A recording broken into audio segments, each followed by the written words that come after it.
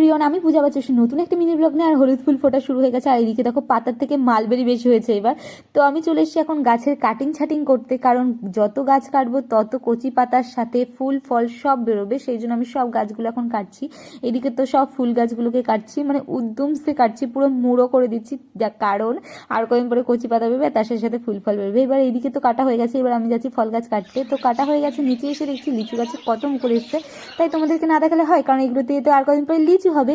পরের দিন সকালে ছাদে আসতেই দেখি একটা লেবু পেকে আছে, তো লেবুটাকে তুলে নিলাম। আর আমি ছাদে এসেছি লেবু তুলতে না, এই যে এইগুলোকে গ্রো ব্যাগের নিচে দেওয়ার জন্য, না হলে দেখো ছাত্রের অবস্থা কি হচ্ছে। আর এইদিকে দেখো নয়নতরা, ও চোখ জুড়িয়ে দেবে, দেখো এর বয়স মাত্র 7-8 মাস, আর দেখো এত সুন্দর ফুল দিচ্ছে। আর এটা 1.5 বছর, এটার অবস্থা কাহিল, এটারও অবস্থা কাহিল। জানো না কেন এরকম হচ্ছে, তোমরা একটু জানলে কমেন্টে জানো। আমি ফুল তুলে নেবো, না হলে এই গাছগুলো না হলুদ পাতা হয়ে যায়, সেই জন্য আমি সব ফুল তুলে নেবো। আর ফুলের তো এখন অভাব চলছে, কারণ সাদা ফুলও কম ফুটছে আর গাঁদা ফুলও এখন নেই। আর এই দিকে দেখো কত ফুল ফুটে রয়েছে, কি সুন্দর, তাই না বলো? আর এই দিকের হলুদ ফুলগুলোকেও আমি তুলে নেবো, কারণ এইগুলোকে রেখে দিলে যত গাছ হবে, আর গাছ লাগানোর আমার জায়গা নেই। আর এই দিকে দেখো ডালিয়াগুলো এখনো ফোটেনি, আর এই দিকে সূর্যমুখীগুলো এখনো ছোট।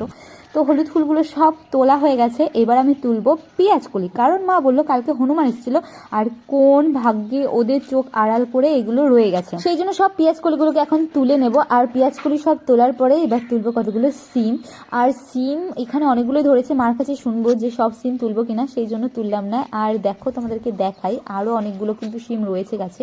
নিচে নামতেই দেখি মা এইদিকে আকন্দ ফুল আর জবা ফুল তুলে রেখেছে, আর আমাকে বলছে তুই স্ট্রবেরি ভিডিও করবি বলে তোর বাবা তুলছে না, দেখ কি অবস্থা। এসে দেখি সত্যিই তাই, পাখিতে ঠোকর মেরেছে, মারার পরে 3টে স্ট্রবেরি নষ্ট হয়ে গেছে। আর 3টে যেইগুলোকে পেয়েছি সেইগুলোর অবস্থাও বেহাল, ওগুলোও ঠোকর মেরেছিল, সেগুলো নষ্ট প্রায় হয়েই যাচ্ছে। তারপর আমি এদিকে মালবেরি গাছে আসলাম, দেখছিলাম যে পেকেছে কিনা, দেখলাম হাফ পাকা শুরু হয়ে গেছে, তাহলে 2-3 দিনের মধ্যে আমি হারভেস্টিং করে রেখে দেবো। তারপরে ঘরে রাখলেই কালো হয়ে যাবে, না হলে হনুমানের সব শেষ করে দেবে।